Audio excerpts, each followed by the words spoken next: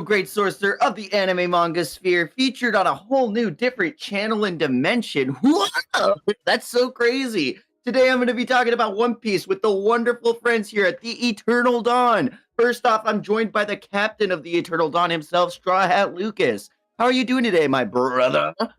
I'm doing great, Cody. Love the energy, and I'm ready to talk about this chapter. And now we have the historian of the Eternal Dawn. It is Cubert of the Red Sea, also known as the best celestial dragon I've ever known. Cube, how you doing?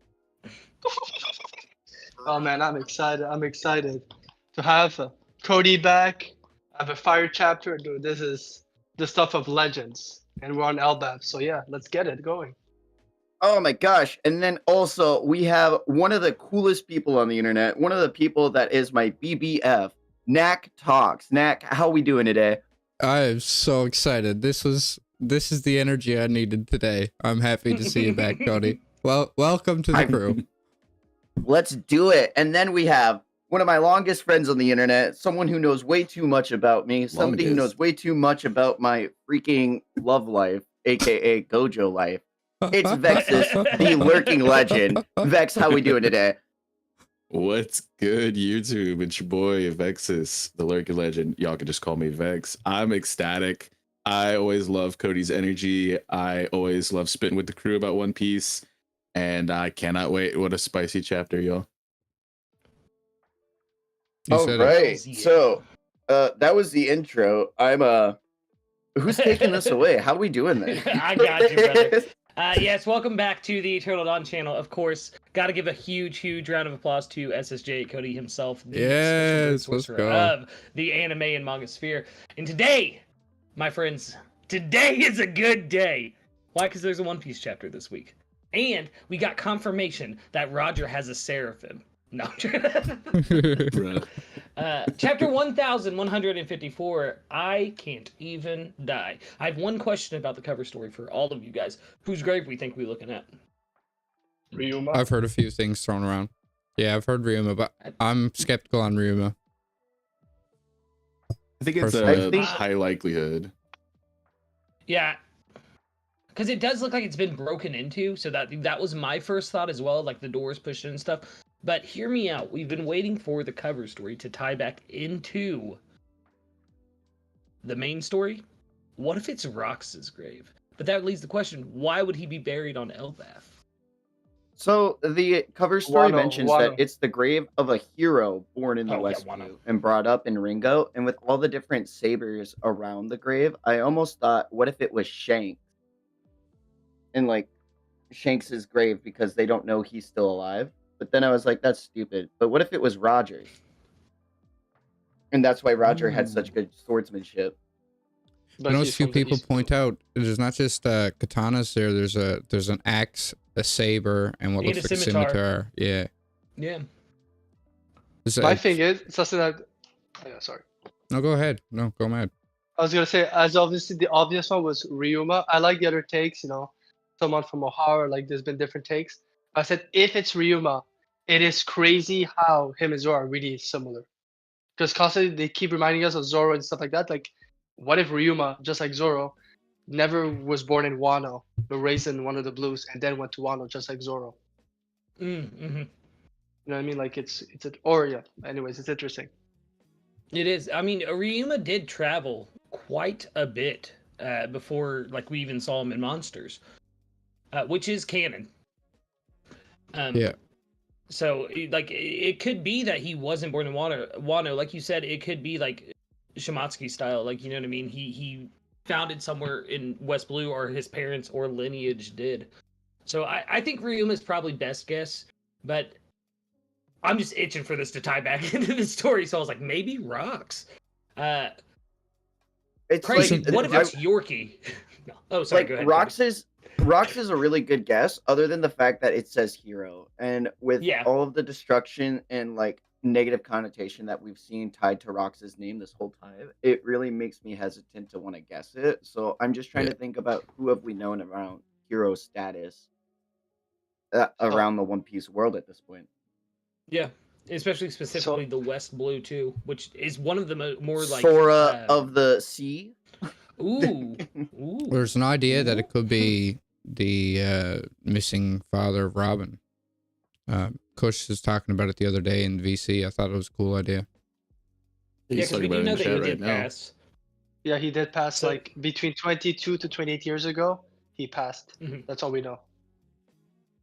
I think that it's interesting that we do have to consider the perspective that it's a hero to the people of Wano, but they are not synonymous with the rest of the world. So this very well could be somebody who could be more morally gray, like a Rox figure or something like that, to the rest of the world, but maybe they were solely a hero in the eyes of the people of Wano. So I think that it does, the possibilities are endless. I'm not really sure, based off of just the bits of research that I've tried to do after reading the chapter, who it could be other than Ryuma.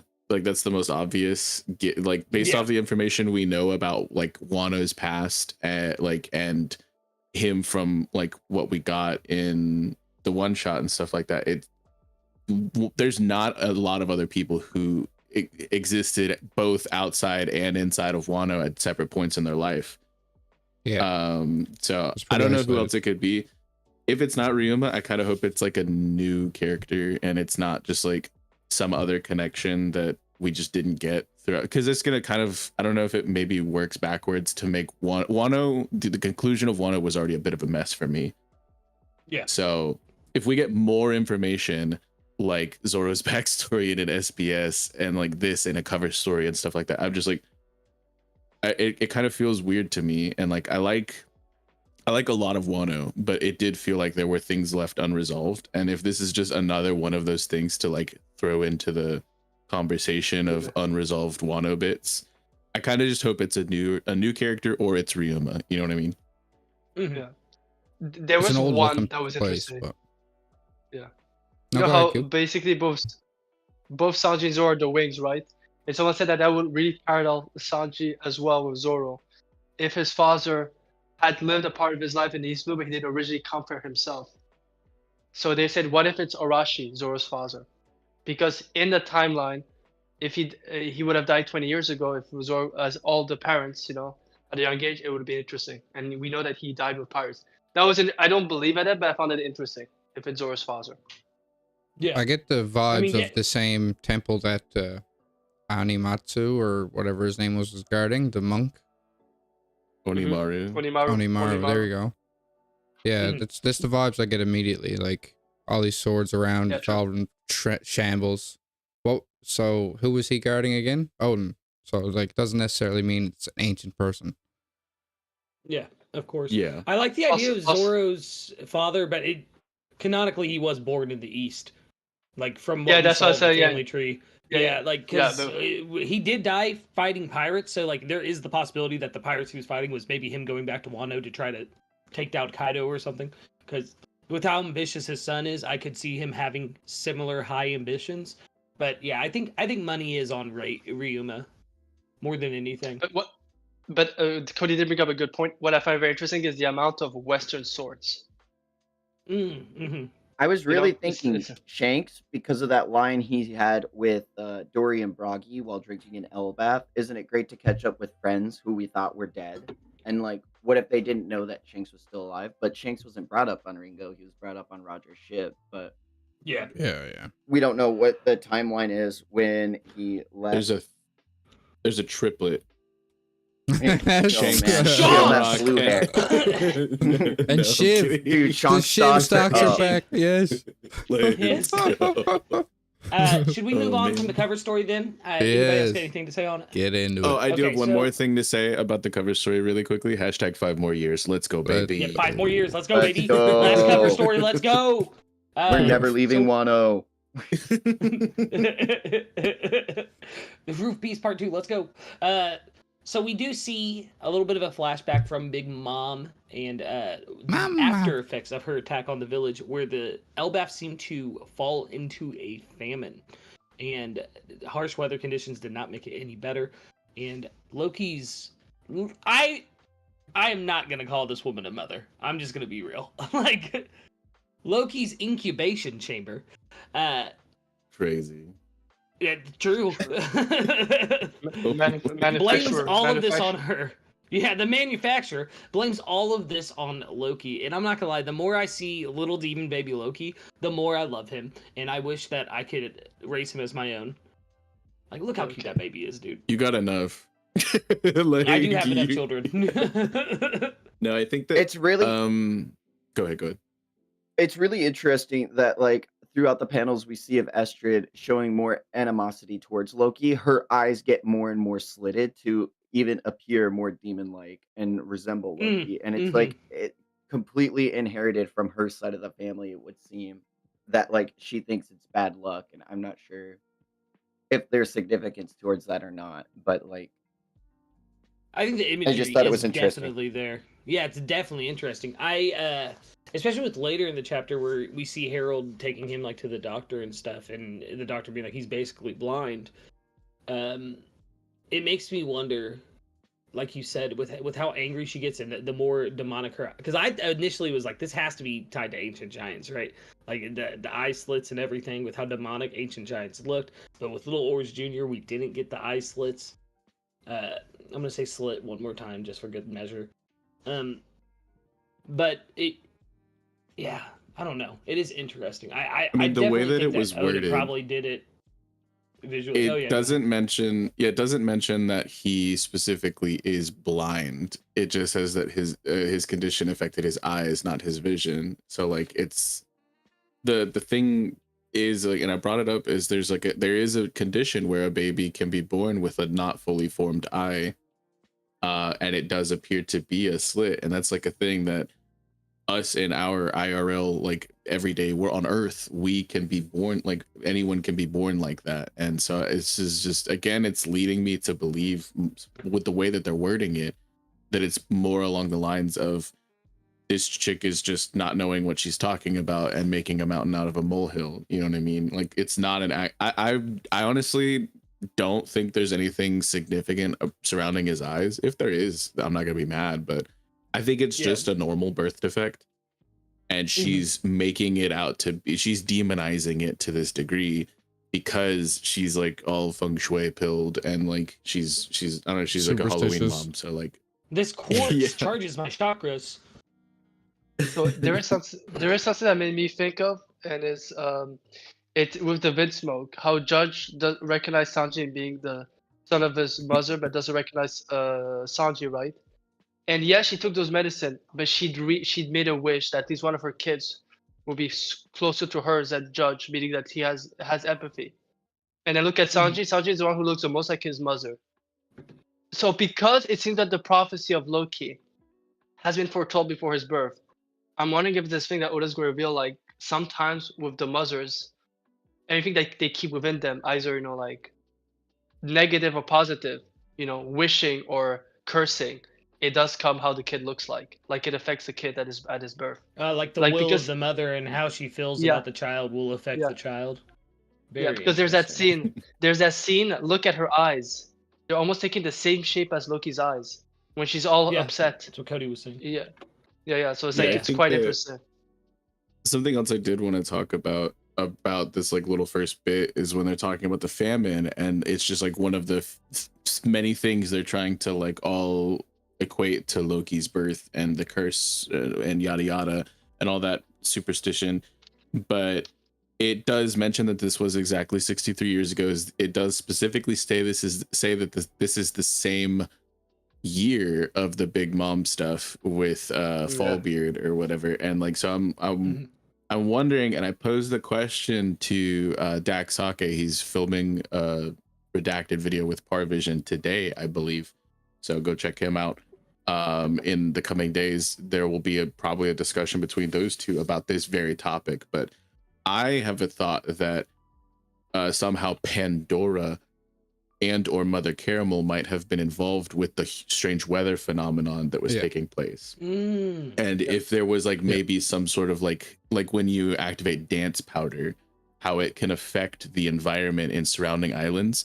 But Elbaf is so huge, it would affect the environment of surrounding villages as opposed to like separate islands itself. You know what I mean? So Oh I'm yeah. wondering if mean- there was like maybe that kind of ecological devastation because of Pandora's creation, or if Mother Caramel was maybe living on through Linlin and or Pandora, and if that could be tied into present day, what if Big Mom herself is still persisting within Zeus and Nash, you know?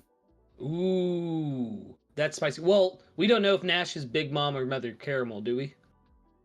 It did say that it happened They were to, fighting. I believe Goldberg mentioned that his father was fighting Big Mom, and that's when Big the Mom, shield okay. happened. Yeah. Yeah, Okay, it was I Big just want Mom. to make sure. But no, I like this train of thought as well because we did see like weather phenomena seems to be both Mother Caramel and Big Mom's go-to when creating homies out of their own souls. Like you had said with what is it? It's Pandora, the sun that Mother Caramel created. Yep. Yes. Unleashing a sun into the sky and then removing that sun, yeah, I think that would affect the weather a little bit. Like, For sure. honestly, especially Yeah, in I One think- Piece logic.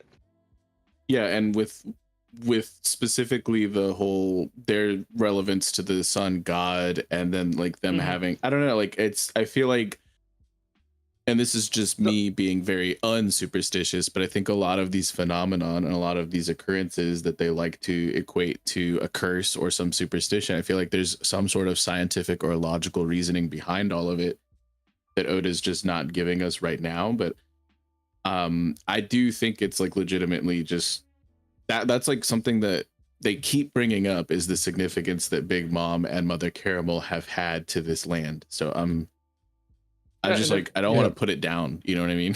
Yeah, of course, To because put- there's definitely some evidence there. Sorry, go ahead, Cube. To put more credence to what you're saying, because Naka and I have brought up some similar stuff at the beginning of the arc with Mazukama. But look at it. Mazukama, her drip was similar to Viola, who was basically a fortune teller in Dressrosa. So it does make sense with that. And then as we go further in the chapter, we'll talk about this, but we're finding out that the world government have been blocking Harold. So is it just a coincidence that there's those people that connect to world government just been randomly blocking Harold for the last 100 years? Or it's been what Mazukama has said in the flashback? Well, even I've got a after the plan. Big Mom So- incident, she was still welcome. Yeah, I was just gonna say, and she said this statement to Cypherpole: "I've got a plan to make Elbaf fall." What if we're just seeing right now? This flashback is Mother Caramel's plan. Yeah. You know? It's like Yeah. she enacted it before her death or before she left, because she did die just sometime right after that event. Because You sure about did the that? birthday party happen on Elbaf, dude, or was are we it sure? right after? You sure about that? Yeah, Yeah, I mean, are she we got sure that she's eaten, dead? guys. Like, No, but I mean, Well, the she thing has is- she has a soul fruit. She could be a big mom. Yeah, like what I Yeah, was potentially. expecting is if there is some way to like anchor her existence still in reality through the homies. Think of it like a Horcrux, like, you know, situation, or a phylactery where like she can't fully be.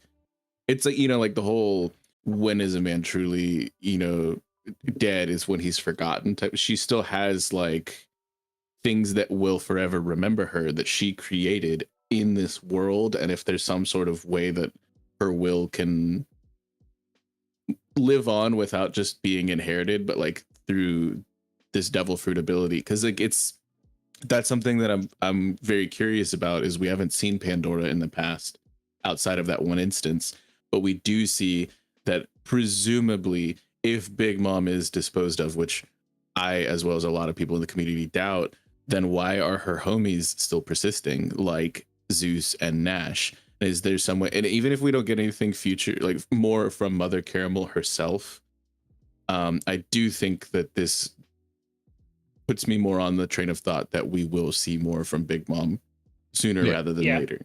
Agreed. I always wonder Totally. about that as well, because like if she's gone, just like Mother Caramel's gone, like we've never seen Pandora in the modern story. You know what I mean?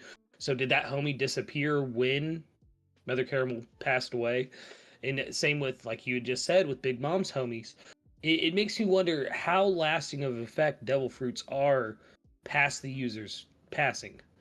Yeah, very, very interesting line of thought, if I'm being honest.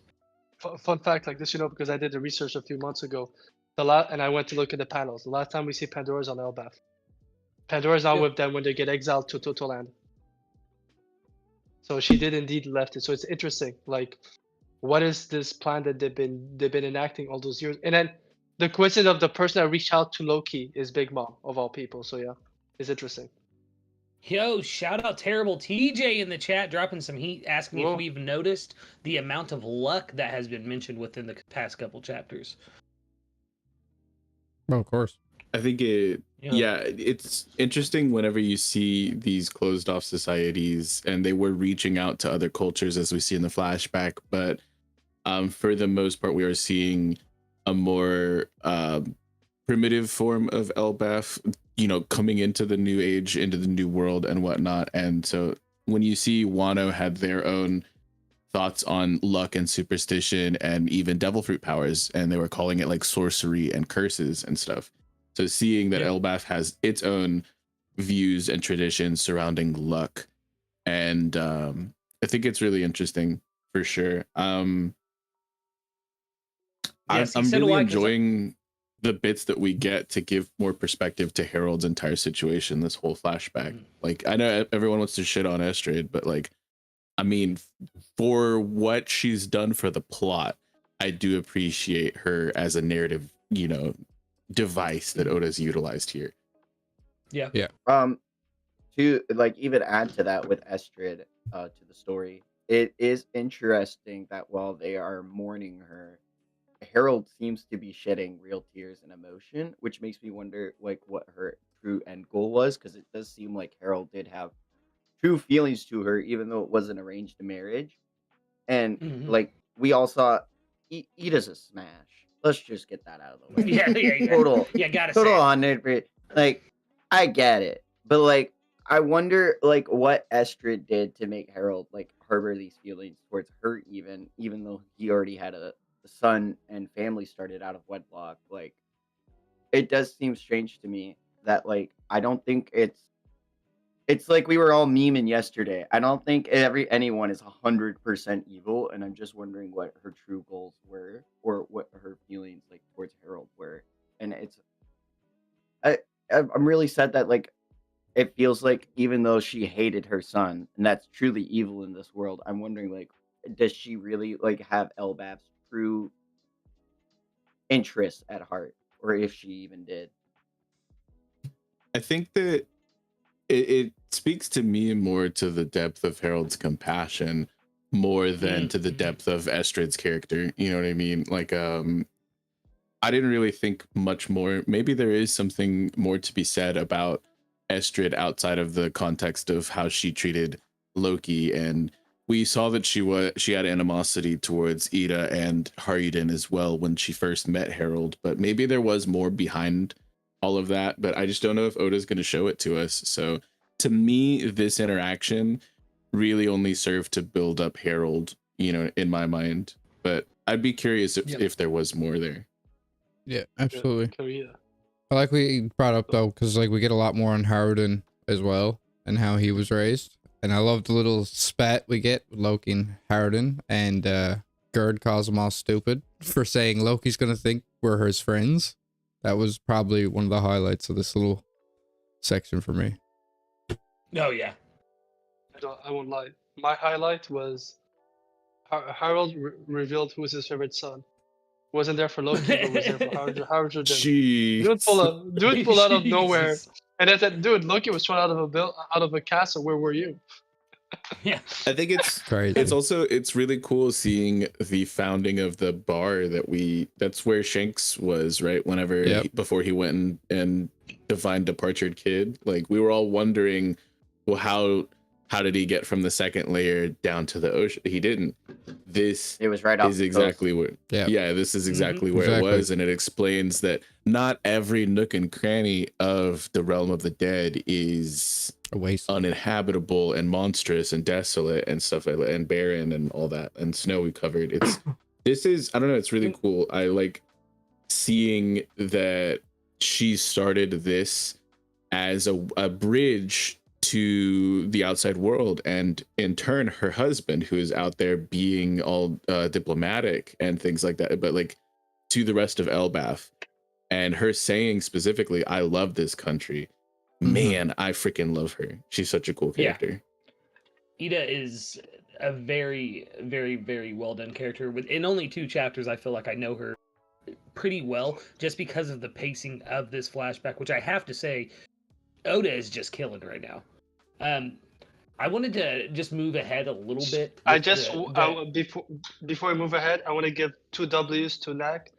He has made talks to me about possibility of the underworld not looking the same, so give him props to that because I have been countering it. And he called the Civil War. He did call in his bingo, if I'm not mistaken. So let's go. Anyone with Elbaf Civil War, yeah. But that was a pretty popular. It wasn't even like come on, you should have known. How did Kid get to the Sun Realm? That's what I was saying from the beginning. That bar was obviously on the coast of the underworld. But no, it's nice to see it confirmed. There's no doubt. Yeah, I just want to give you props. Appreciate it. Oh yeah, of course. Rounds of applause in chat for the helmsman of the Eternal Dawn. But as I was saying, this moment, we had just joked about Haijurden being Harold's favorite son. This moment broke my heart, where he's trying to, like, this is his first time meeting Loki from what we've seen, right? If not only like second time, because he's been out being a diplomat and everything. And seeing him just trying to love his son, and his son wants nothing to do with him, frowning the whole time, because he's never known that love from anyone. He's been kept basically, not in prison his whole life, but at arm's reach.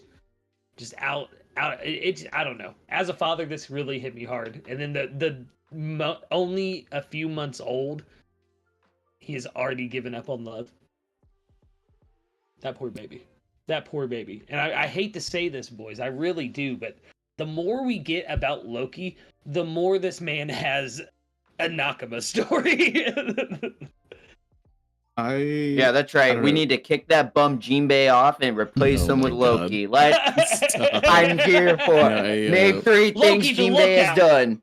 Name. I think specifically though, I don't know. This moment it hit in like the One Piece context, but it's like to me it seems a little bit separate from like it doesn't feel like believable to me, but then I'm like, oh, it's One Piece, it's not real life. But like it's like when you're that young, unless you're built completely different, and maybe he was more we saw he was more physically capable because he clawed his way back up the tree, but like how aware is he at this point is something that also begs the question, because a 6-month-old baby is not going to have that type of learned behavior. Like it's just impossible. So I'm like, how cracked are giants or ancient giants, or is he specifically compared to we're gonna baby scale for a second here in 2025, guys? Like, or is he born with a certain inherited will that made him different?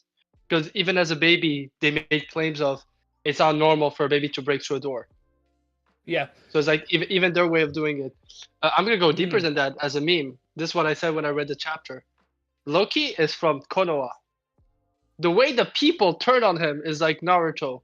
The way the people hated on him is like, it's crazy. Like we've seen levels, but there's usually something.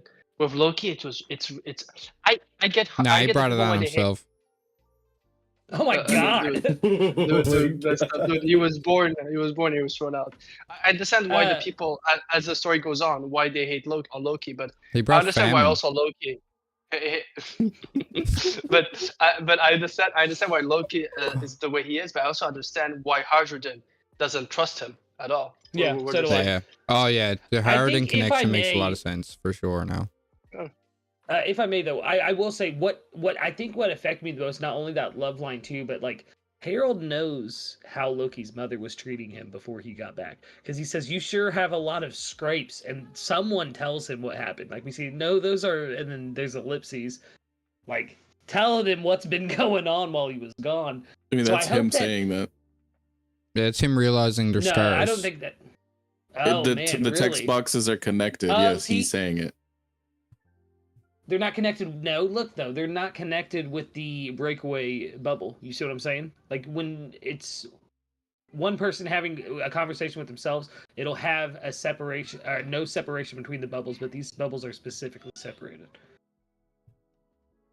I mean, either way, I feel like it's it's not hard for him to put two and two together and figure out, especially by seeing the way that Estrid, like the condition of Estrid herself. Oh and yeah, I just think it's crazy to me how,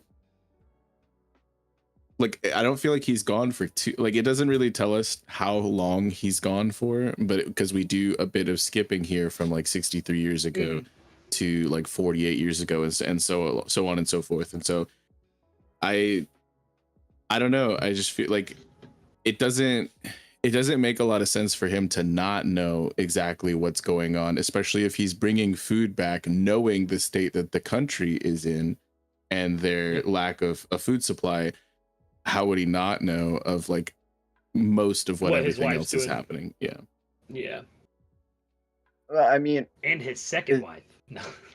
It goes back to like what I was saying, like Harold being able to show that compassion. I wonder who had given him the reports of Loki's birth in the recent famine if it wasn't for Estrid. And Estrid even tried to tell the kingdom that it was a stillbirth, as it was mentioned in the last chapter. She said, don't let this get out. Don't let them know that this child was born this way. So I'm still wondering how much of it was covered up, or how much of it does Harold turn a blind eye to because he can't see someone in that light like that, especially someone he had feelings for enough to at least harbor a child and marry to and not object to it. Yeah.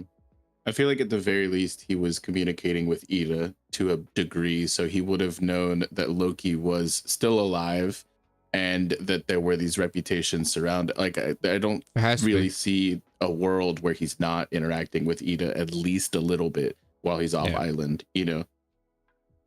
Yeah. Bad dads are a habit in One Piece. And if he didn't know, one more thing then I wanted to... he does know by the time Loki becomes, 10, 12 years old. There's no way at this point he doesn't. Loki's flashing out.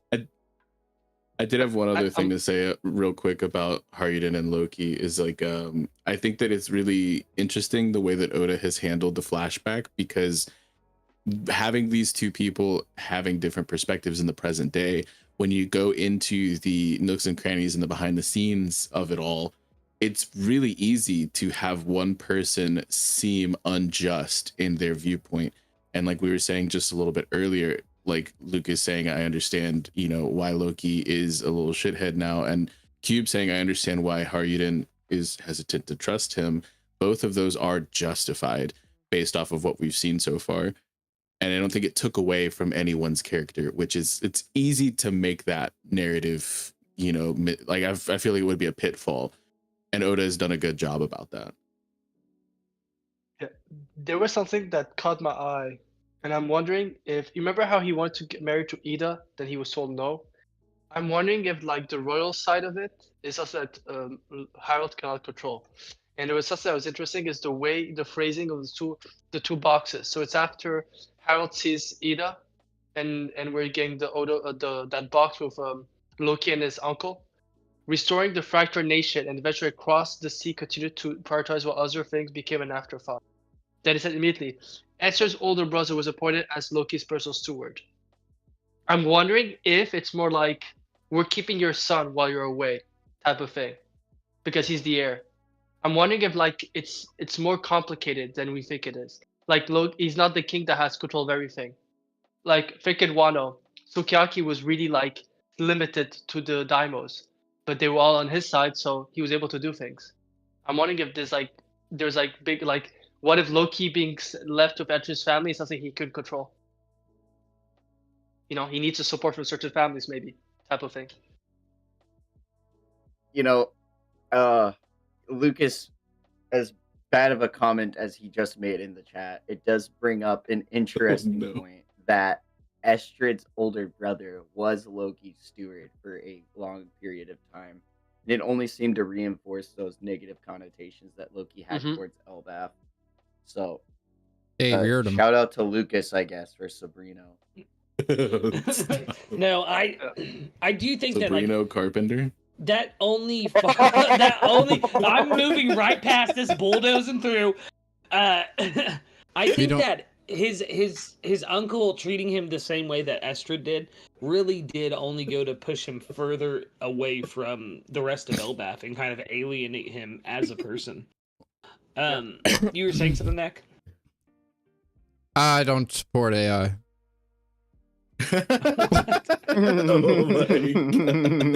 We love Shane Woodworker here. Oh my god. Oh my gosh, I hate all of you. You had to come back to me. Like, I wasn't gonna not say it again. But right.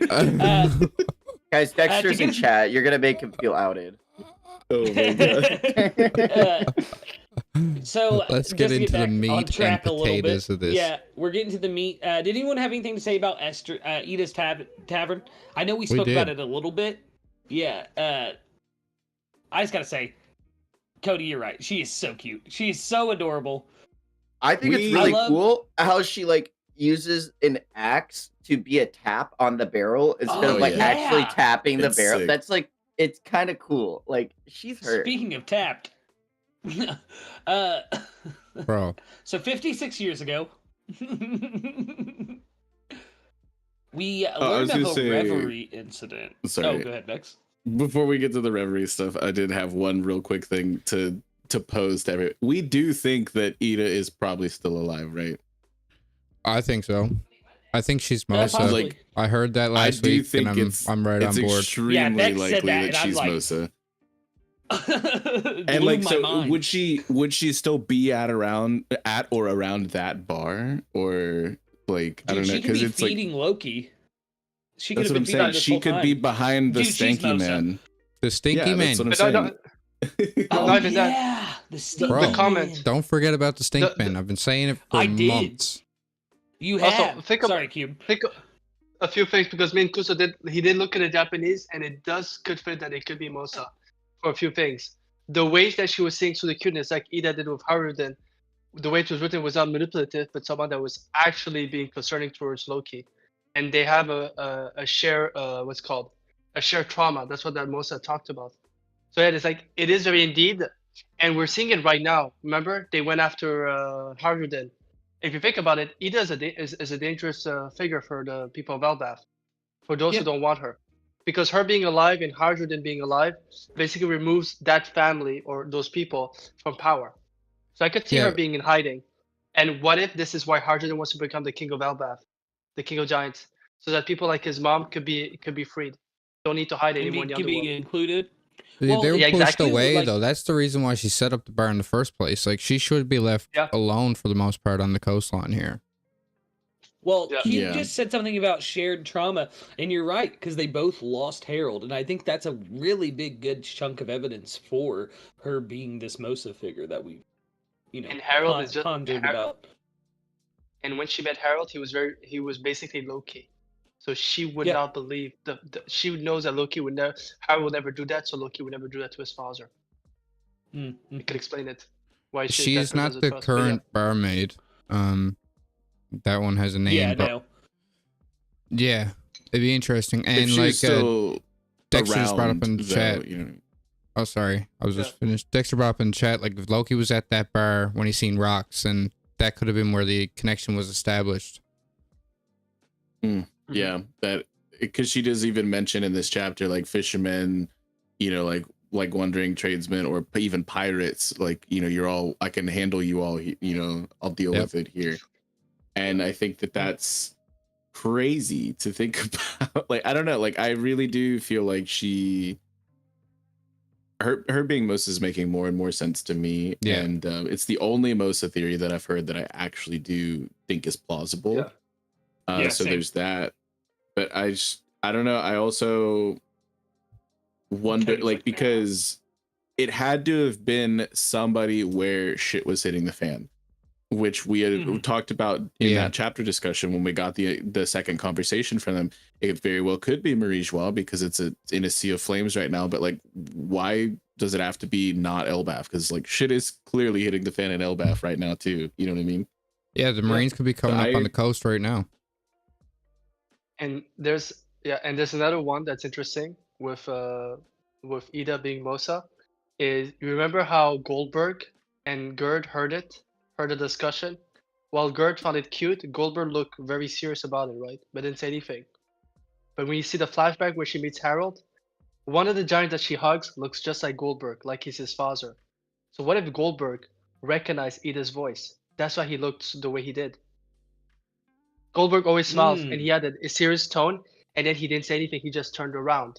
But Gerd was once like, oh, so cute, you have a friend. But then you see Ida hugging someone who looks just like Goldberg, like 70, 80 plus years ago, at the time when he was not be born. So what if it's Goldberg's father? And that's why maybe Goldberg, growing up with Harjuden, grew up in the bar with Ida, so he recognized her voice. Yeah, I mean, that would make sense. Especially being Hydruden's friend. Yeah, it makes the most sense to me right now as above any other Mosa theory that I've heard. I'm very curious to see how it'll play out. And if she is somewhere else in the realm of the dead or something like that, because wasn't there was a castle there, the whole Legoland stuff that took place down in that realm, but like on the coastline, like on a mountainous part of the coastline, right? So like there has to be other establishments down there as well, outside of just the forest with the giant animals. You know what I mean? Well, that castle may be old though. Like we don't know if it's even inhabited. But I do think you're right. Like there has to be other settlements because the Stinkmen or whatever they're called. Thank you. The Stink Crew. They live somewhere there, right? Well, like I think cave systems is what was implied. Well, I think it's gonna be almost a 1-to-1 parallel of Skypiea, and the level everybody lives on is one thing, but then underneath we'll find an ancient city that's gonna give us answers, possibly a poneglyph, stuff like that. I mean, Water the tree started. They got pushed down by the tree. But yeah, even if Elbaf was a country the world tree started, like it would have had civilization around the base of it that got overcome by the tree, and over years it became a wasteland as the tree grew, blocked out the sun. So there's something down there.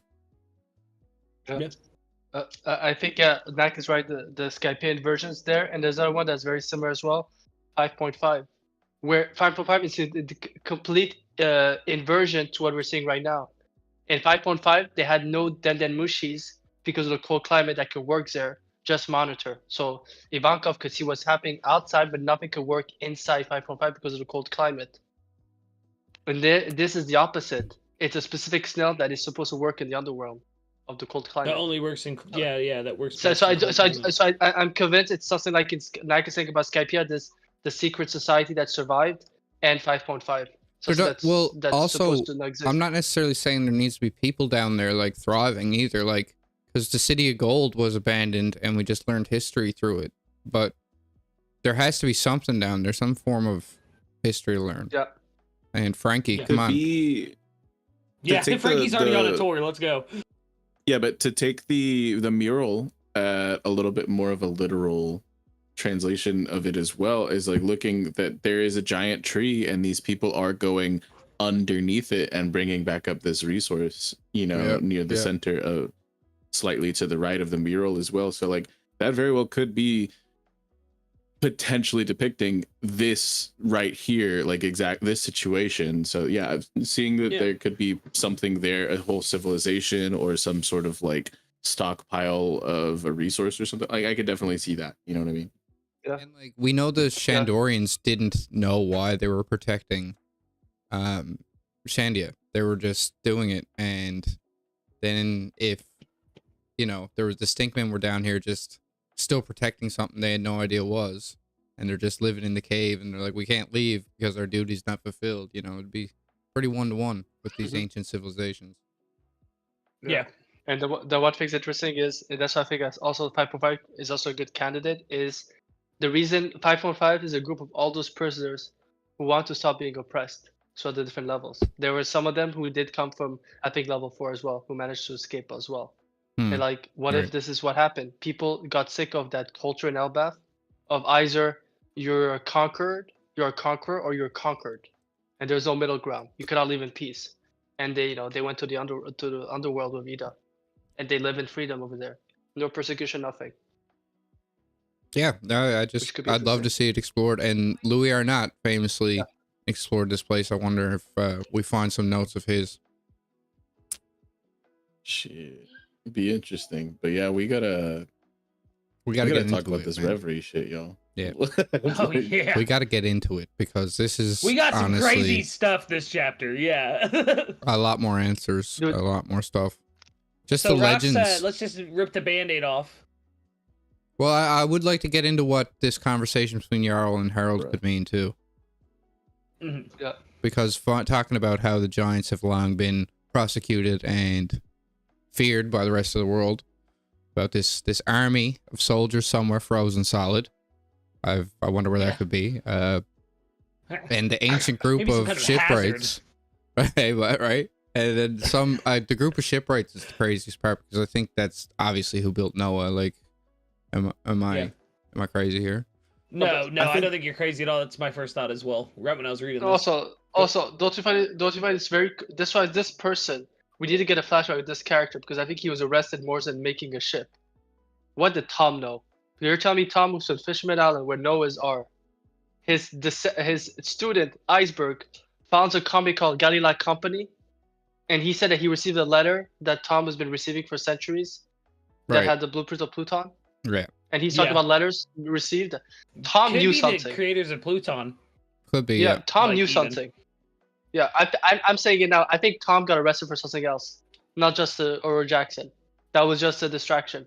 Oh yeah. 'Cause it Yeah, was I an think obvious thing. we knew Yeah, yeah. that anyway. There was Yeah. a little bit of that in the Water 7 arc. They kind of Yeah, but implied that we're after you because you have the blueprints, not because of this. We're just trumping up some charges. Yeah, exactly. Mhm. Like, what did Tom know? That's interesting. Dude, Tom became very after this. It's like Zeph after reaction piece with the flooding and him having a ship ready for the flooding. Tom became very interesting, which I know Lucas is very happy because that's Frankie lore. Yeah, exactly. Well, the shipwright thing makes it too because Frankie's is one of only 3 crew members that Luffy sought out. They went to Water 7 specifically to get a shipwright. They went you know what I mean? So there's definitely something important about that role in a crew, and I think that this furthers that entirely. Because like you both have already said, it could be the builders of the Noah, could be the builders of Pluton. So yeah, I think this was a lot of spicy information for what this small conversation was. For me, the conversation seemed a bit out of place because they were just talking about like this whole reverie incident, and then Ja Rule just like it feels like he just pivots and he's like, "Have you heard about this other thing?" And like I'm just I don't know. It feels like exposition. It feels weird to me, but I do want to focus on this little opening dialogue about the reverie bit, as well for a minute because this is huge. Like it explains to us that we figured that Harold's been diplomatic and traveling around and talking for country to country to presumably their leaders, their royals. It wouldn't be too out of the question to think that he would be a friend with a king. Right. One of the 50 kings invited to the reverie. That's huge. Good for him.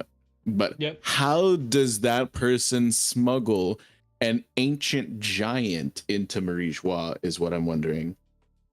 Well, if it's under the pretense that it's a guard, he said, I could see being like, oh, I just hired like this bodyguard to be there. And instead of like being like, oh, it's an ancient giant we're smuggling in, it's more or less smuggling in the king of Elbaf as just a guard for hire, I think.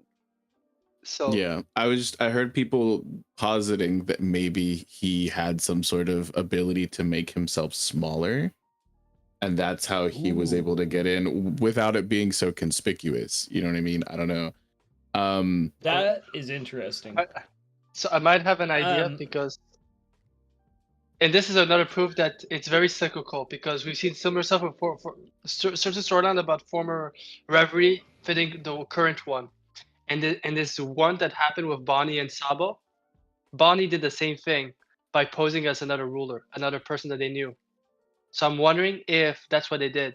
There was someone who was like huge stature or a giant who was welcome at the Reverie like a guard, and they pose Harold as him. Because that's what they did with Bonnie. Bonnie posed as Queen Connie, so she was able to enter inside the Reverie. Mm-hmm. Like a disguise kind of thing. That'd be pretty wild. Disguise, like yeah, because that would make sense because how could you smuggle an Asian Oni, but someone with Asian Oni blood? But maybe if there was someone that was invited, that would go to reveries, a guard or something that fit that description, and they just said that's the guard. Mm-hmm. Yeah, I think that's definitely a possibility. I mean, I feel like this is probably all that we're gonna get about this, unless we find out who the admiral is. Find out who the admiral is. I do want to say though, on Vex, you brought up this point of it felt very disconnected. When I first read this, my initial thought was, there's a reason he's saying that at this moment, and it made me wonder, why did those giants become a target? Okay, maybe they built Nova, maybe they built Pluton, maybe they took out some admirals or an admiral or something like that too. It could be a precursor for emperors as well, because we don't know how the emperor system worked before the current state of what they are now. Yeah, this is... I see the point of it feeling disconnected, but I don't know. It made me think that they aren't disconnected. We just don't know how they are connected yet. The way he just works it into the conversation is what irked me, because we see at the end of it, after he's talked about the frozen giants and the shipwright giants and stuff like that, it's like he's like, so there's probably a bigger thing in play here, you know, getting in the way of Elbaf connecting to the rest of the world, and it has nothing to do with you, Harold. But it's like, to me, it comes across as like they're talking about this like super secret incident, right? And then he just busts out like 4 other conspiracy theories, and I'm like, okay, bro, like, yeah, I get it, hat coated. But like it that's what it comes across as to me. But I mean, it makes sense in that he's thinking of the grand scheme of things, how like something's just been getting in the way of the giants' progress for a long time now, and it's lingering not animosity. Yeah, so there's I don't know, it's really interesting. But let's see. Oh, I had something else, but I forgot about it. Yo, go ahead, sorry. No, you're okay. Well, like, I just kind of see, my initial reaction was that maybe Zebex was the king that snuck in Harold, and I know that's not exactly spelled out, but it could still be the case. Yeah. I don't know about that. I don't think that's the case.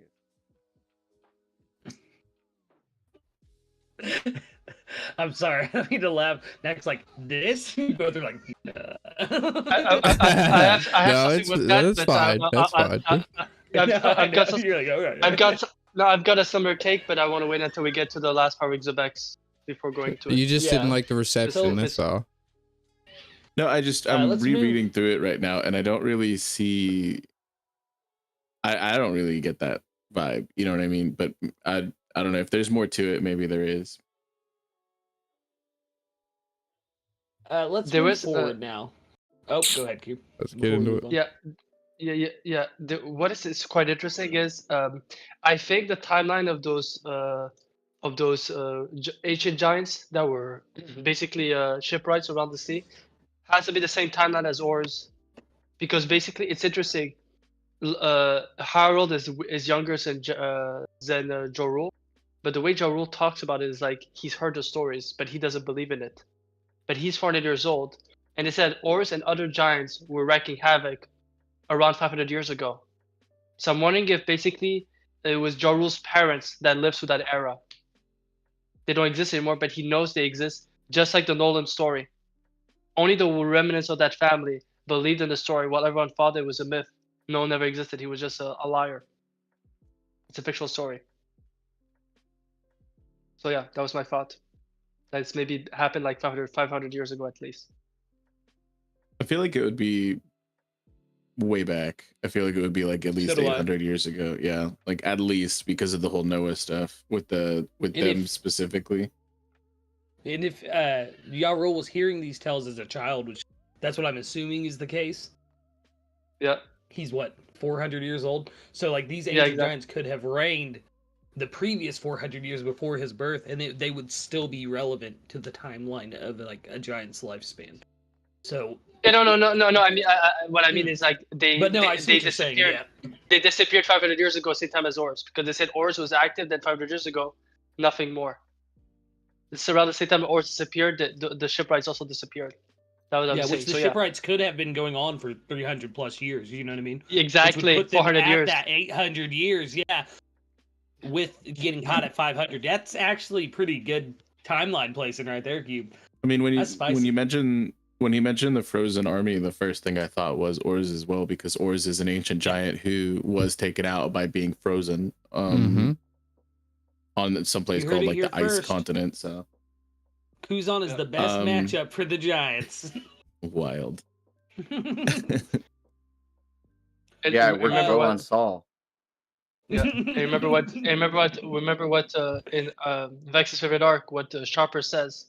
The wounds on Ors's body, there's something off about it. He found it disgusting. Like they were not, like they were cruel. Like it kind of makes you think of, he might have been taken out also by the world government, just like them. That is true, yeah, because he talks about his shoulder and stuff like that. Yeah, like it's not. As we get into this next part, guys, let's all take a moment to give a round of applause that Loki's uncle's body was found in the world of the realm of the dead. Just take a moment to take that in. Good job, Loki. Look at that little smile he's giving to you. You know he pushed him. He was like, whoops. Dude, I won't lie. The evolution of Loki, so as we see him growing, is quite interesting because he first looks like Sabo. Then also a bit of young Doflamingo. Then you get a almost Cavendish, and then you get King vibes. Very interesting. Yeah, I see that. So we jump up to from 56 to 48 years ago, and see that Loki is definitely running rampant through Elbaf.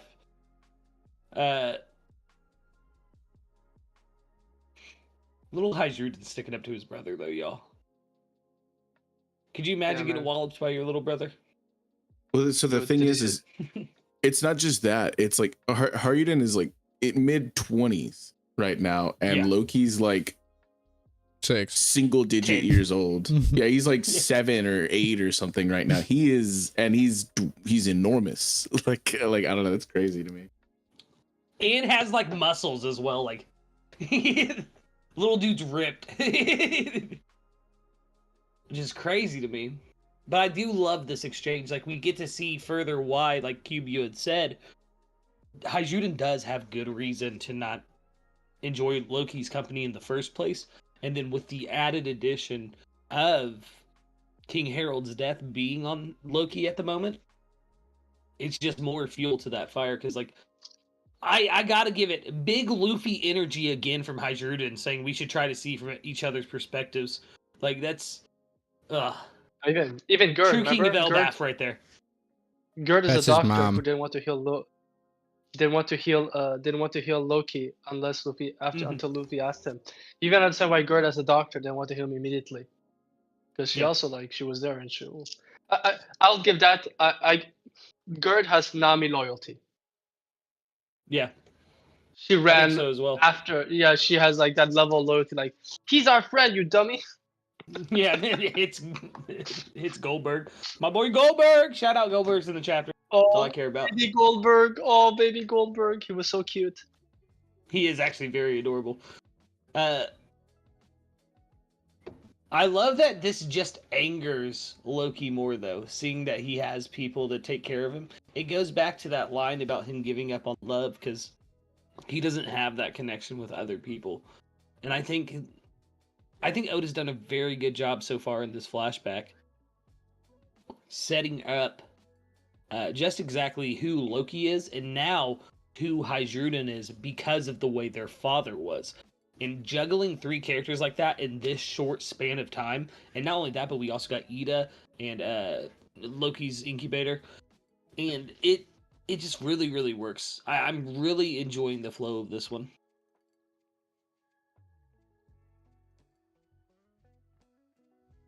I think we could be gearing up for the end of anything revolving around Harold specifically, and be pivoting. Like, I remember asking the question at the end of the last chapter discussion, how much longer do we think we focus on Harold? And I was convinced this chapter could be like maybe half or even only a third Harold before we get to the Loki centric stuff. And I'm interested. It's interesting enough. It is mostly Loki, but we do still see Harold as a figure so many years later as well. So there's only so many more years we can jump before we get to that incident. You know what I mean? Of course, yeah.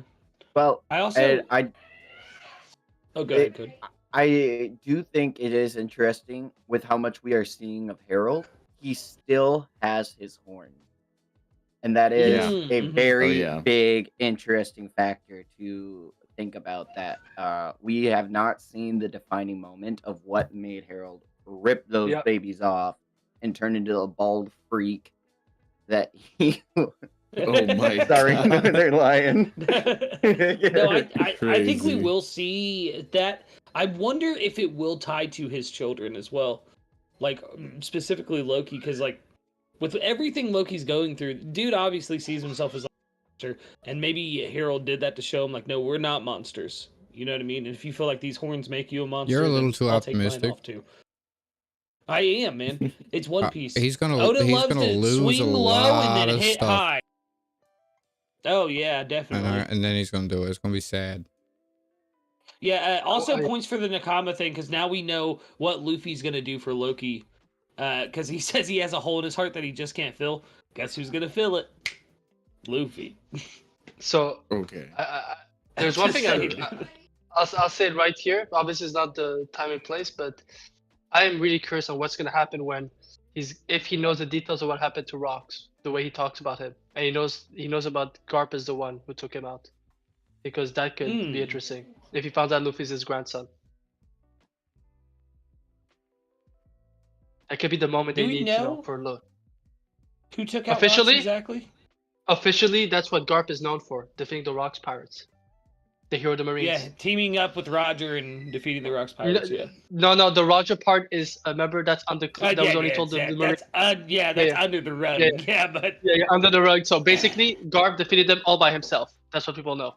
That's what the official story is. We don't know the official who delivered the final blow. So that could be interesting when Loki, if Loki knows that and he finds out that Luffy's his grandson. So that could be the story you're talking about. Speaking of Rocks, as Loki lays there crying, saying, "I can't even die," a voice calls out, "What's the deal with this island? Where's the welcome committee? What's the deal with airline food?" I get a bingo because Shiki's here. Or a square on my bingo because Shiki's here. Also, shout out W Whitebeard, always caring about the kids. But dude, I'm just gonna rip it off, guys. We got fucking Rocks Dieselbeck. Like, let's go. Let's go. Nuts. We're here. We're living in the future. Sexy Blackbeard is here. So wait. Oh, my bad. Before we sexier Blackbeard. Because Blackbeard's so before sexy. Before we go to the Xebec stuff, can we just give her props to our girl, Stussy, in her suspender outfit? Come on, man. That's a crazy outfit. Stussy. Yeah, man, look at that outfit. Like, dude. Crazy. I was like, damn, bro. But yeah, dude, it's a crazy reveal. It really is. When I first saw this panel, guys, me and Cody were playing D&D actually, and I was all muted up, and I'm so glad I was muted up because I was like, oh my god! I somehow avoided Rocks reveal spoilers. I don't know how, but I did, and oh man. It was amazing. This is insane. Look how cool he looks. His other I don't feel like it's hard to avoid blue. Spoilers when like half of the community is telling you like, hey, stay off the internet. Like true. Just stay off the internet, you know? Like, shout out to the homies who helped out. Yeah. Dude, when he came to me a couple of days ago, tell me 3 people or 4 people told me to stay away from spoilers. And I said like, nine different people told me to be careful. I was like, Jesus. I was about to say, they're right, and I said, you know what? I'm not gonna say anything because then it's just gonna feel that it's a crazy chapter. I was like, oh man, yeah. You should avoid the spoilers. Yeah. I'm happy that you guys ain't got spoiled, honestly, because this is one of those reveals. It would have sucked. Guys, can I ask you a question? Do you think when the dub gets here, You son of a bitch. Do you think when the dub gets here, they're gonna give Shiki his Jamaican accent still? I'm like, fingers crossed. Yeah, this brat's got one hell of a devil. Like, I was nowhere near his Jamaican accent, by the way. So guys, how we feeling about Roxy's Zebek? Badass. Honestly, it was it's awesome. Yeah. Future captain is interesting. No, That's very interesting because it shows like Whitebeard had a relationship with him before he started working for him. Yeah, even Stussy. Yeah. Same with Stussy and Shiki. So the Stussy storyline, it does seem that Buckingham wasn't lying at all. Because she said she's selling with Blackbeard for Whitebeard for years, and Marco said he wasn't sure. He never heard about that. That's 10 years before God Valley. That she was on his shoulder in God Valley. So it does seem that she's not lying about at least selling with him for a while. Yeah, this was peak. I mean, Shiki's in the story. Like, how much better can it get? Let's be serious. Dude, I'm sorry. If we need more proof that Shiki's from Wano, I'd look at that outfit. Look at those flowers. So one person in this call right now, not to just too drastic, should be very upset by this, and another person is very excited. So I don't know who wants to get into this first. That was me putting you two on in a match. Well, I mean, there was a little rumor going around that it might be okay, I see what you mean. a different Pirate's father. Cody needs to. I think Cody, you should take. I want to hear Cody. Yeah. Ever since I heard the Yonko rap by Rusted, and I was like, "What the hell is Peso Pete screaming about the saber? What is the saber with Blackbeard?" And I was like, "This ship's called the Saber of Zebek. That's his son." And got it. Oh.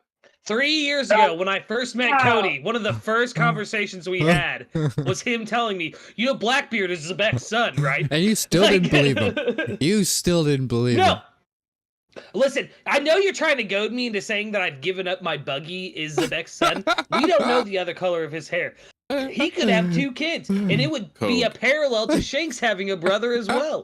Like, I know. I'm going to say this. Possible. I went from about 70% believability to like 20-25. I'm not hard sold on it still, but like there's still a possibility. That said, I do think Buggy's lineage will be important, whatever it is, because he is the only clown nose we've seen in the story. I hope he's not. Yeah. I hope it's not. I hope he's never given any, chosen one, child of destiny, prophetic, like as foretold. Like, I don't need him to be the hybrid of this and this race or any. Like, I want Buggy to be a normal dude surrounded by like all of these absolute, like, this is like the child of Roxy Zebek over here. This is the child of Figureland and like the child of Destiny. This is the dude who has like he's the present day Joy Boy, and then you just have this clown. Like, I don't like need Buggy to have everything given to him like these. But maybe that could be totally irrelevant, just be a normal dude. Lineage. Yeah, he could be the luckiest man on the planet, and that's because he didn't have the lineage to get him here. Yeah. I won't lie. After this chapter, with all the people that are together, and I've been thinking very hardly, it is. I will say this, even for a shonen lineage piece, it is crazy how people are connected in this story with legends. Like, if you think about it, like even the people that Luffy meets, interacts, and then he interacts with Bonnie and Egghead. Oh, I was in prison with your uncle. Like, there's constantly those stuff, and now we're finding out like all those people are all connected to one another, and then that leader connects to Blackbeard. Like, when you think about it, the world of One Piece is crazy. It's almost like those people are fated to interact. It's really interesting. Oh man, we got to talk about how the heck was Gloriosa and Stussy all over Whitebeard when Daddy was right there. I mean, the real Daddy. I'm just, oh, And that's my thing. I'm just like, But that's my thing. when I first got the panel, I was like, dog, he's hot. He's so That's hot. what I said too. Like, can we? I was like it. killing him It's as well. unfathomable. But yeah, I don't know also- about killing him. I don't see the hype. But Dude, Cody, no. think about it. That dude is gorgeous. Think of the God Valley. Yeah. Remember, Maybe to a remember fish man.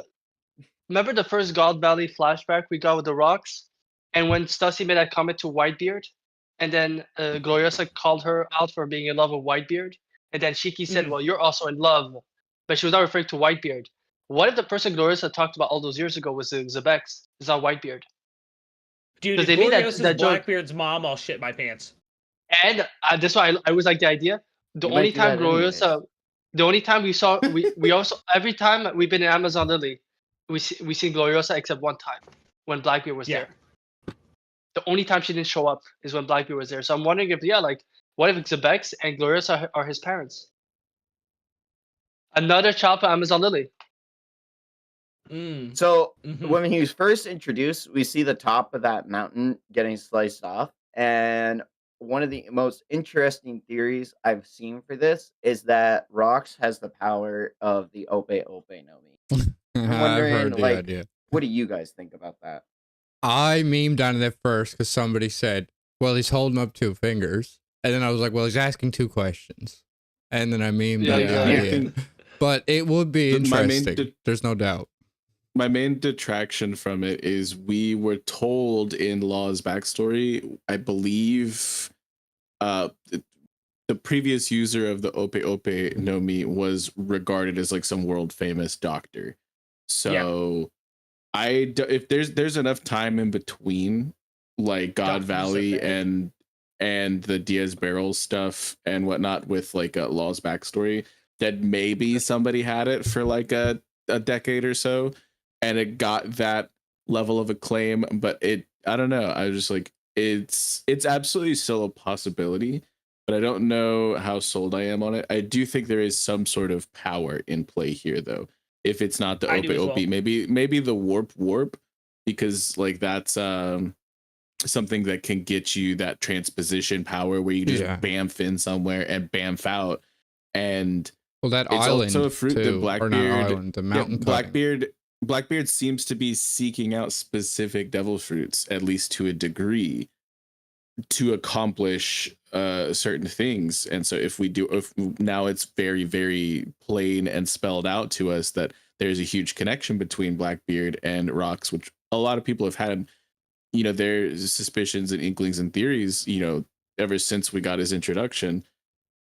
I think that it would be interesting if one of those devil fruits that he did seek out was being utilized in this instance. And if it were the warp fruit, it doesn't even necessarily need to have been him himself that utilized the power, because we've seen that Van Augur can teleport other people as well. Yeah. So I think now most. Oh, sorry. I'll let you go. I'll go after you. No worries. Yeah. Thank you. I think, if I'm being honest, it's kind of spelled out for us now that there's a large chance that Blackbeard was going after the Yami Yami because his father had it. And if he's killing admirals, something that mutes a Logia definitely is like a huge advantage in that situation. That said, I do think you're onto something there, Vex, that if it is not that, it is more than likely a fruit that one of his crew member has. Because like you said, he's collecting certain devil fruits, and we don't even know if he has a third one yet. But to get back to Cody's original point about the Opie Opie, like Vex said, there's a doctor that was confirmed to have it. I don't see it. The only evidence I've heard so far is the him holding up 2 fingers thing, but just like Nax said, he is about to be like, 2 questions. Which, yeah, well, by the way, the mountain in the background is what I was going to point out. It's sliced in half, like when Law It's very fought reminiscent Blackbeard. to when Law sliced Punk Hazard. That's the homage I think Oda was trying to pull with it. Are you talking about this chapter? There's a mountain slashed in half. Oh, I see it now. Never mind. Yeah. When they Yeah, see I Loki. mean- Where you been? No, because I was focused on little Loki laying there crying, sad. The same. I mean, the same thing happened with Mihawk's Seraphim. He was just slashing mountains as On well Amazon with Lily. like a different devil fruit. So Yep. I Dice. don't know. Like I get Chop. it, but at the same time, I'm not convinced. Yeah. I'm open to it though. If it would be really interesting, it does put that doctor that they mentioned in a little bit more of a confined time frame though, because it has to be in between, and that would also mean that present day Rox is absolutely dealt with to the point where his devil fruit would have had to reincarnate, and there are a lot of theories, and I'm not on board with any of them, but I'm not discounting any of them at the same time, that Rox in some form or another could still be maybe alive or maybe just enacting his will in the present day, right?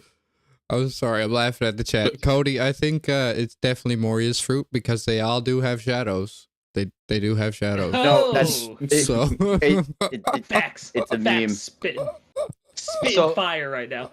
Now Everything now ties back that to Thriller we've Bark. Sorry, now keep that going. we had the reveal that Blackbeard's his son, there is one fruit I've always said. Obviously, the attack could be that fruit, but that means that he has been the best with it. When Sengoku talked about Xebex for the first time, he said this man was trying to destroy the world. And when Sengoku talked about Whitebeard's devil fruit, the Guragura no Mi, he said that this power could destroy the world. And the way he described it does not fit Whitebeard with the way he used it, or even Blackbeard. And in God Valley in Marineford, in Marineford, someone came with a Gura and came out of the Gura, and then three Yonkos later on became of it. In God Valley, you have the three next Yonkos coming out of it. I'm wondering if this is why Blackbeard said that to Whitebeard in their fight. He first made fun of his not be able to use his Gura no Mi anymore. And then he said, how does it feel to lose your shockwaves?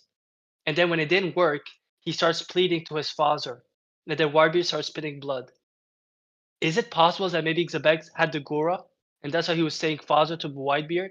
Because a part of Whitebeard is inside the Gura. Now I can talk about it. I've been picking up for 2 years about this. Yeah, I was about to say, you've been telling me this for 2 years, man. But we needed Xebex to be his father to make sense. Because Sengoku describing the Gura does not make sense for Whitebeard. But what if it's Xebex, and it was explained why every one of the rocks seems to be insulting Whitebeard.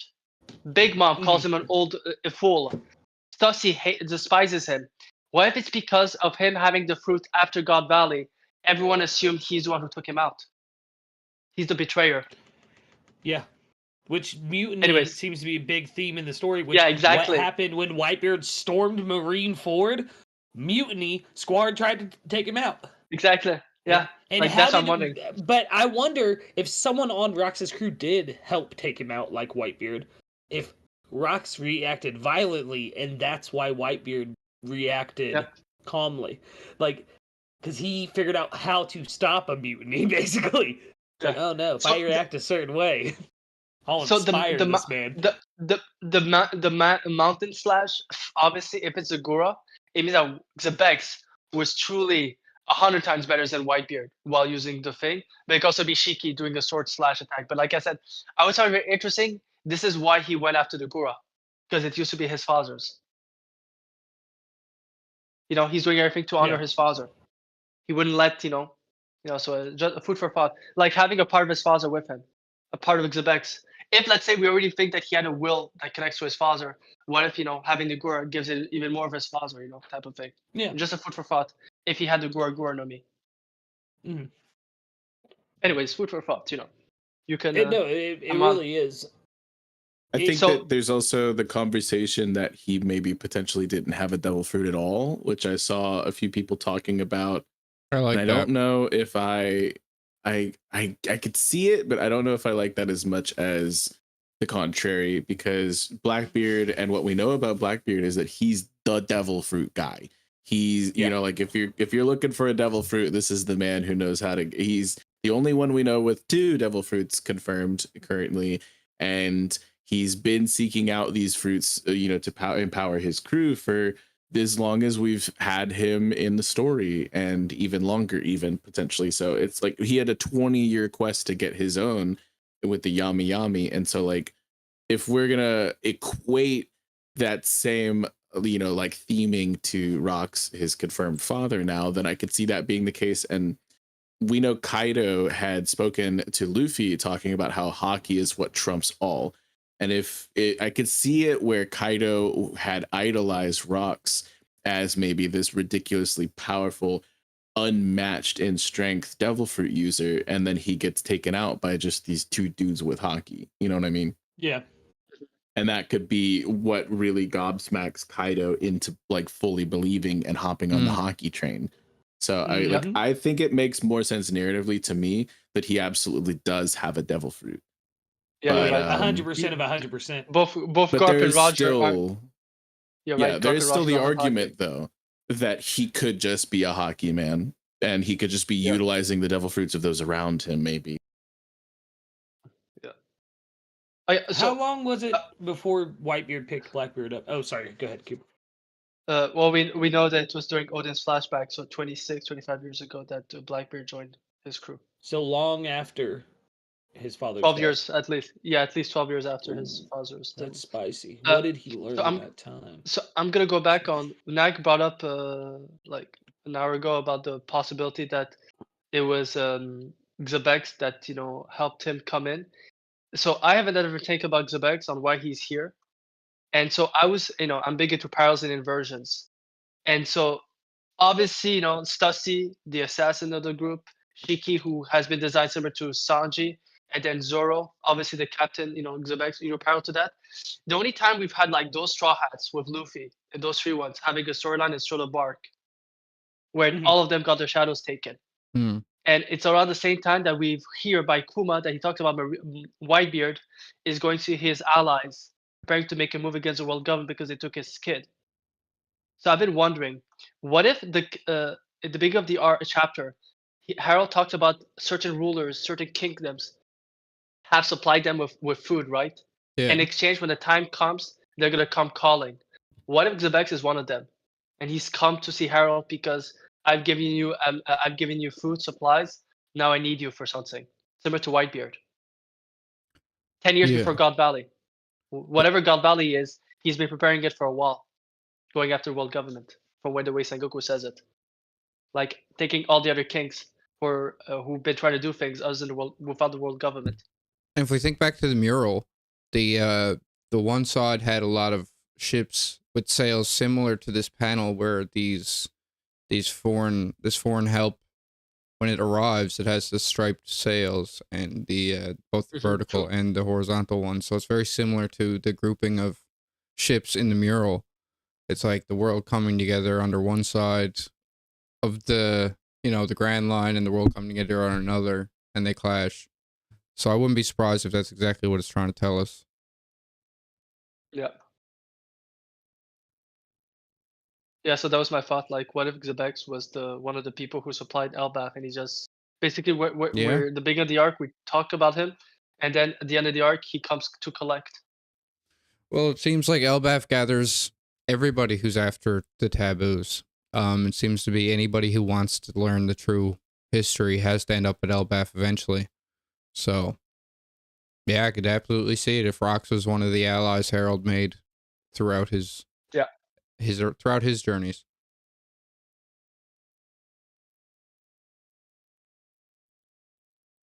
So how's everybody feeling? I think this poses a lot. Just this last page alone is crazy. I mean, obviously we get the reveal that Blackbeard has a direct tie to Xebex, like we've been talking about. Obviously we get the face reveal, which is this is huge. This has been like the whole point of me using the avatar that I use and naming myself the thing that I did was because I was like, oh, we're probably never gonna get this. This feels like safe real estate. Yeah. And now I feel like I need to actually change my avatar or do an actual face reveal, which is crazy. But do it, peer pressure. No. Don't do it. Peer Listen, pressure no, in guys, the other as way. one of the only In the people who've other seen way, Vex, yeah. beautiful man. He should be on camera. Thank you. But, Don't do it, Vex. Just get a new lurking legend PFP. I think Contrarian. Just take this one. Use this one. as much as this as much as this answered, I do believe that it poses more questions, like who is Harold's Classic friend, who was that admiral, and what were they all about, because we don't know much about the past admirals. We know Kong was a previous fleet admiral, and Sengoku would have been an admiral around God Valley time probably, and episode 0 time, but like what about this is even before then, so like this is like I always love when we fill in more bits of the timeline.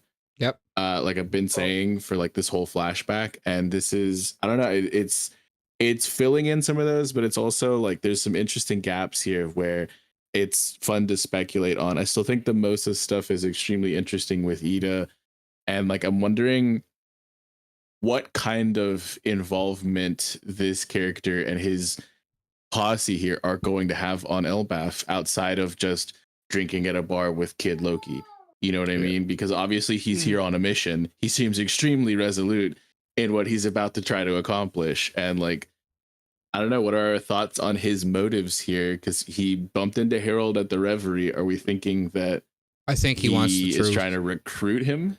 Oh, maybe. Okay. Yeah. My first know. thought is Elbaf for answers, you know, like seems people come here to get real answers to things. But yeah, I could absolutely see this being a recruiting pitch next chapter. Be like, come with me, Harold. They'll never respect you. They'll never trust you. It could also be that I've seen this going around right now, that Rox is the king of Hachinosu, and it was a recognized nation during his time as king. Didn't I say this earlier? And you were just like, I don't know about that. It was me and Vex who said I don't know about it. I was probably locked out. Yeah. I'll stand on it though. Like I think it's weird if it was a recognized kingdom and it was texted off wouldn't as be him being the future Hachinosu king and not the future captain and not former king. Wouldn't be Hachinosu anyway, because it has an established history of being paradise, and it's where the Davy Back fights come from, and centuries, yeah. It's not like recently becoming Pirate Island. I don't think, because his goal is to, and this is something we knew about Rox from Sengoku's tellings from back when we had nothing but breadcrumbs. What a time to be alive, you know, now. But it's that his goal wasn't to be king of any one specific area. It was to be king of the entire world. So like, I really don't see him, like, I feel like if he were to just try to step from like one facet of royalty to a larger one, I don't know. I feel like it's him being just a nobody, you know, like, and then coming up into that. Plus, as far as D clan members in royalty, the only one we know of confirmed, right, is Nefertari, but they hid that, didn't they? Yep. Hid it entirely. So I don't think it would make any sense for him to be a king, like myself. I like the thought of the chasing taboos. Because I know that, like, the government too. That's why he was hated. Oh, sorry. My thought with it is the government will work with D clan members, though, because like Jaguar R.D. Sol was a vice admiral. That's pretty high up in the high enough that you would know the celestial dragons and like work for them in some ways, but not have to answer directly to them. If I recall correctly, because like that's why Garp won't go to admiral, is because like he's at their beck and call. If that's the case. So yeah, but king is different than vice admiral. Yeah, king is different. He can make decisions. Way different. Yeah.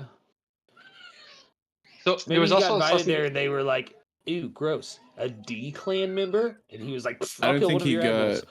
I don't know. I don't think he got invited. I feel like he either popped up. Yeah, he either popped up out of nowhere or he snuck in like Harold. I feel like. We don't have confirmation, but that's just what makes the most sense to me. Because if he were able to disappear in the blink of an eye, why would he not be able to appear in the blink of an eye? In the blink of an eye, yeah. Yeah. There's actually something that Shiki has the the flying fruit in the manga? He We dies don't know. chapter 0, right? Yeah, chapter 0, but that's basically the oldest canon, thing is though. 28. Yeah, but 28 years ago. This is 48 years ago. There's 20 That's years true. time. So maybe he didn't have the fruit at that time. Well, no, I was gonna say I was maybe gonna say- Oda gave him the warp instead or something, but No. that Because I Oda think it's mentioned in the shown. SBS that he's like, I've been written into a corner and I have to honor Yeah. it, but it won't. It's not going to be like it as powerful. Or like he had mentioned about the Fuwa no Mi, and it's Yeah. canon, and Shiki does have it, but it like I basically what he told us was like temper your expectations because it's not going to be exactly like it was in the movie, you know. Exactly. Yeah. But Shiki will, if not already, will eventually be the float fruit user, but we don't know if he has that ability in this time know, that we're seeing here. Yeah. So there is actually something interesting, as you know, with a lot of the stuff, how much I love Garp. 56 years ago was actually something that was talked a lot of time in SBS. There was an event, and this was prior to this chapter. There was an event 56 years ago that basically whatever that event happened, 3 super rookies in the Marines came out of the gate like no other trio has ever done, even bigger than the 3 original admirals. Tsuru, Sengoku, and Garp. That's the same year that there's something that happens that as rookies they make a name for themselves as super rookies in the Marines. I think it's the same event. I think it has to be the same event. On that point, 56 it's also years the ago. year the Shimosuke left Wano. Yeah, also yeah. Oh shit! I didn't even think of that. They followed Shiki. No. I mean, I've always liked the idea because if Shiki has with the wording of Oda about he didn't like having a flying fruit that has no limitations, so I think he'll put limitation to similar to how the mark fruit works. You know, you're limited to how much stuff you can levitate. The people of Wano 56 years ago when they left, they never left. How could they sail? They could have left with Shiki using his fruit. Oh no! Stop. Yeah, no, but I mean, if you think about it, how was they able to sell up to the East Blue? Maybe at the beginning they left with Shiki, then they learned the craft, or they were with other people. Because if you think about how did they were able to sell to the East Blue, so maybe even leaving at the same time as Shiki could make sense.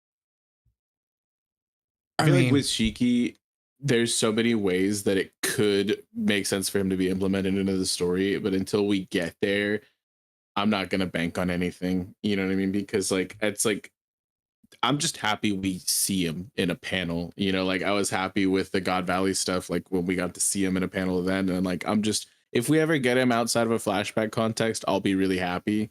But at this point, I'm not making bets on anything. You know what I mean? Mm-hmm. Yep. Shiki returned in Elbaf. We got what we were promised. This is it. Yeah, exactly. and I was right. Exactly. And I was right. And now just I need NL, and I'll be right for both of them. I said Shiki and NL will come back in flashbacks, no more. And we're good with that. Yeah.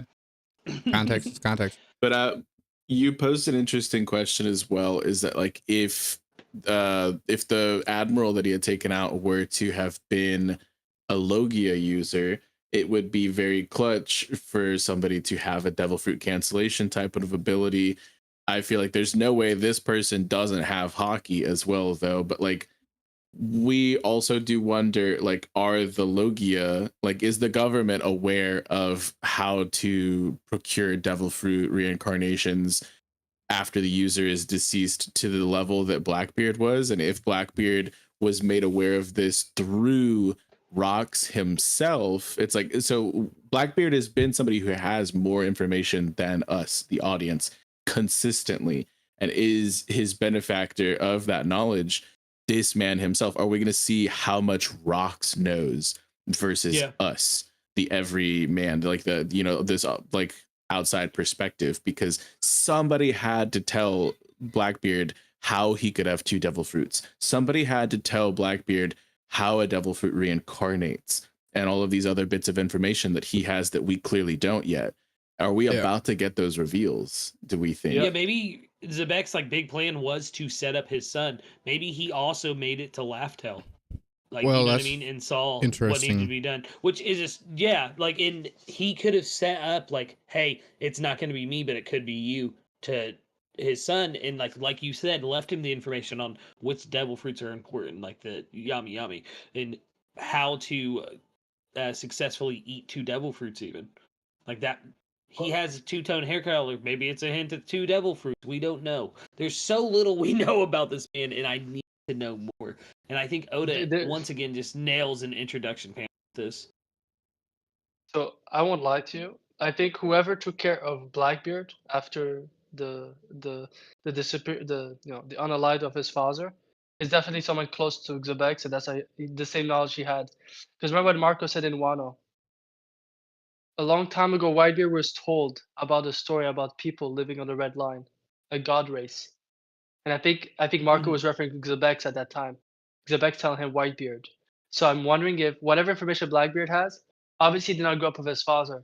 What if the person who grew up with him is a former Rocks pirate or former Rocks ally who had the same knowledge, and just shared the knowledge that he's heard from his father, from Blackbeard's father, and then Blackbeard just kept connected to it because it's his father. And it could be somebody who's closely related, or I mean, it could be like, I don't know, like a Madara Uchiha type of thing, where it's like Rocks is still clinging to life and like setting stuff up for like a future.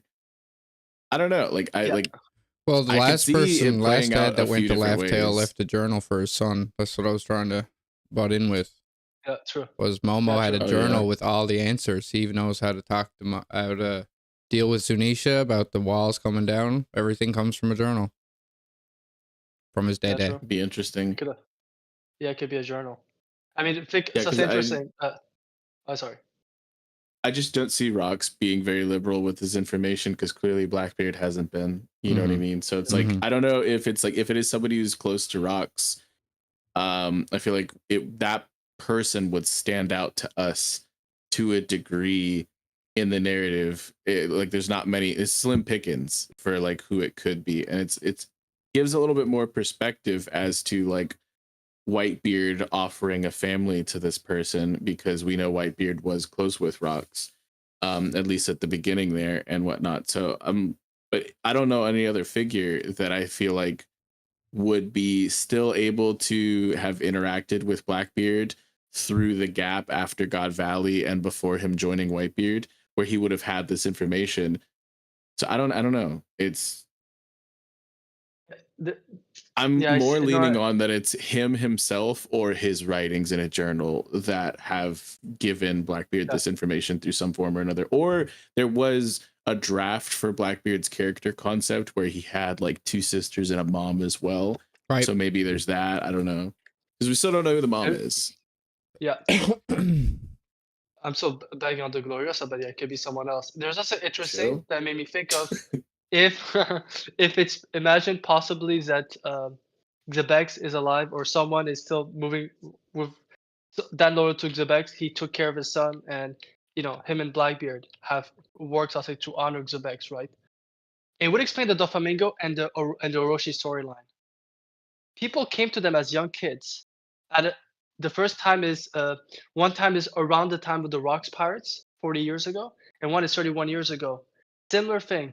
They come with like, we know that you're a great person. We believe in you. Here's this interesting devil fruit for you. One is the Ito no Mi that is not a regular paramecia. You could control people with it, which is crazy. Then you have Oroshi's devil fruit, which is a cheat code to live longer in a way, survive attacks. Yeah. And then those people interact with a former Rocks pirate. Like I've been wondering, what if there's that person is the one being pulling the strings since the last 40 years as well? Like it connects to the Rocks pirate. I see what you did. Like yeah. But like what if we've been, it's like the Joy Boy storyline until it got revealed. Oda was putting that storyline secretly to us. We couldn't get it, but we knew something was, another storyline was happening. What if actually we've been also seeing a Rocks pirate storyline? We just never realized it. But yeah. I'm open to however this all ties together. It's crazy. Like, legitimately never thought I'd see the day. Like, yeah, man, this chapter rocked my life. Jesus, Cube.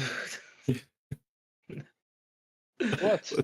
I'm laughing at the chat right now. It's just spitting facts. I don't know what to tell you. Sometimes you can trust Swoda, but you can never trust a fart. Oh my god. Exactly. Or an SBS, am I right? Yeah, All right. you get Oh my god. shout out John Weary.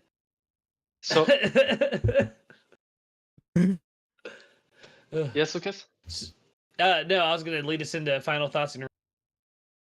What were you gonna say, brother? I think I have no for me. I have no final thoughts. I think I've said way too much. What's your rank on it? Oh, okay, guys, and this is going to be very easy, and it's the first time I'll do it so fastly. 10 out of 10. It had it had the stuff I was interested about Garpus at Google Store 56 years ago.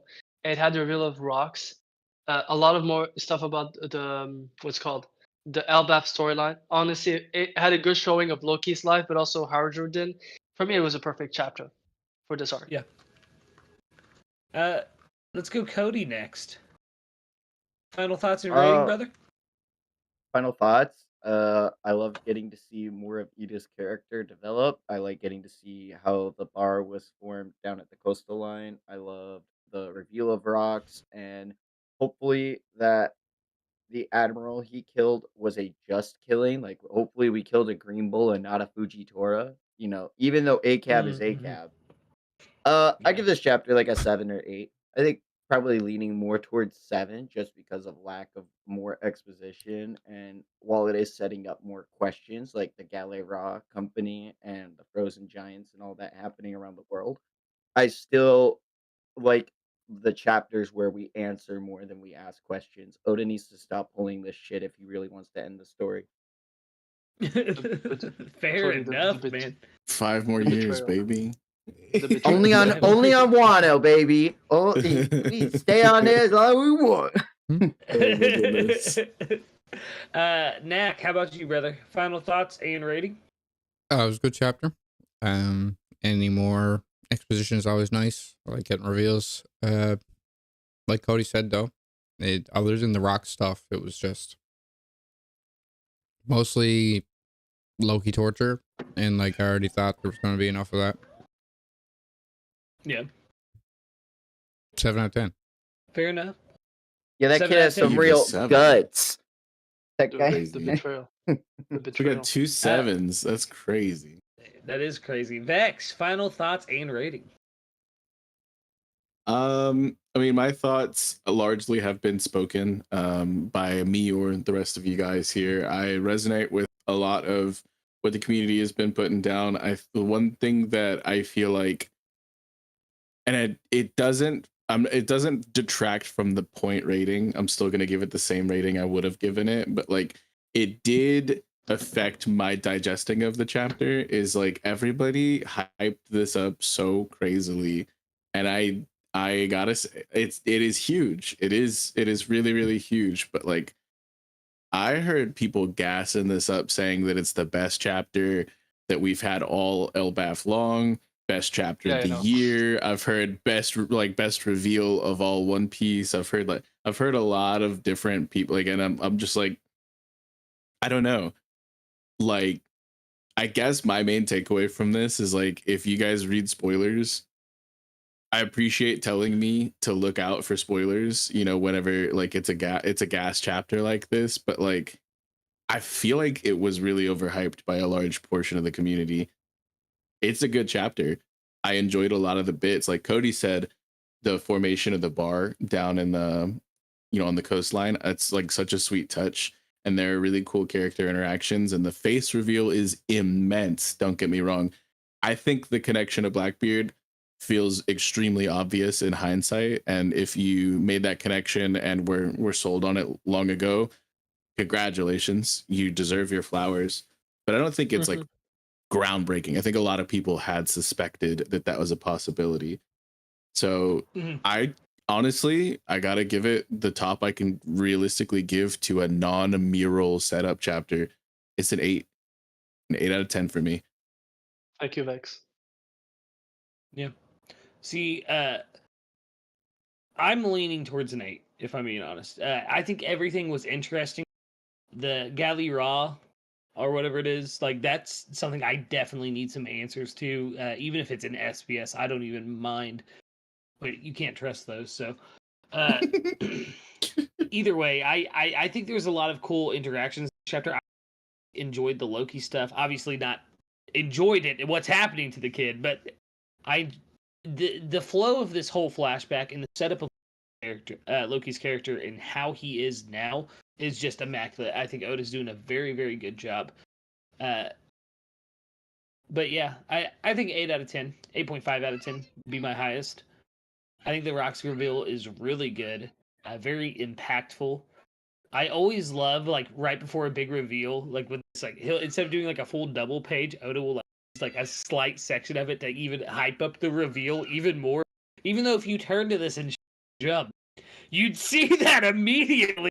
I think just to I'm actually gonna retune my rating a little bit. I'll give it an 8.5, which is above what I would normally give a setup chapter because the face reveal is huge, but also because the cover story was more gas than anything we've gotten this whole cover story so far. Like that's one of the biggest. Like there's obviously a lot of theory potential within the gaps left behind this chapter, but like that's what's like really on the forefront of my mind right now because it's present day. You know what I mean? Yeah. All right. With that, I believe that is it for us here at the Eternal Dawn. Thank you once again, Cody, for joining us today. Always lovely to have you on, brother. Let's go. Cody is one of the best friends I've ever made on the internet, and it's always such a good time to have him on stream with me. We love Cody. And the crew, of course. Yes, we love Cody. With that, Kube, why don't you take us out, baby boy? We'll see you all at the next sunrise. Bye. Pack it up, Gene Bag. Get the fuck out of here. Loki for Straw Hat. Let's go.